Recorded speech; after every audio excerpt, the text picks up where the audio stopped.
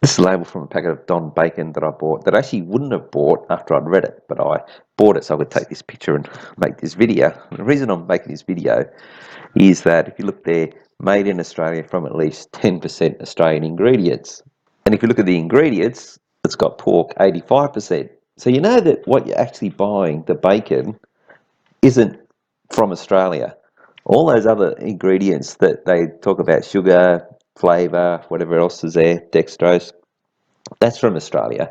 But that's not what you're buying. They're just additions. The actual product that you're buying, you don't know where it's from. And this surprised me. I thought they had to label where food comes from. But obviously this is a way of labeling food so you don't get to find out where it comes from.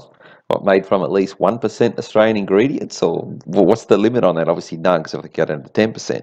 So what this means is they can get any product grown from the human feces fed and fertilized fields of China into our food, because basically they want to. The plan is for the peasants, which is most Australians, to be eating human feces fertilized food full of bacteria and genetically modified garbage, and the elites to be eating non-GM foods, or they wouldn't touch that, to be grown in clean organic conditions, which is what a lot of food in Australia is. So that's why all these trade deals. That's what this video is going to be about. I've actually been tracking how bacon from Europe is 20% cheaper than bacon from Australia. And I was going to try and, I actually started going down the path of working that out. And there's been submissions from the pork industry of Australia, but look, it's all by design. These trade deals are designed to screw us over. And this is just another avenue for it. Anyway, I was a bit taken aback by this label with the fact that I didn't know where the pork was from. And about 5 metres away was this guy just looking at some other stuff. And I said, hey, mate, went up to him with this thing. I said, hey, mate, have a look at this. He said, oh, what? I said, look, it says made in Australia. He goes, oh, yeah? And I said, look, from at least 10%. That's all they got to tell you.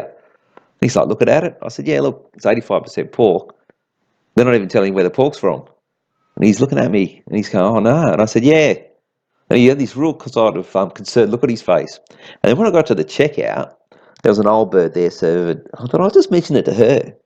And I said, oh, look, have a look at this. She's looking at it. And she worked at Coles. And she's like looking at it with shock. And I said, I thought that everything had to be labelled so you knew where it was from because you got no idea where the bacon's from. She goes, yeah, I don't know how they're doing that.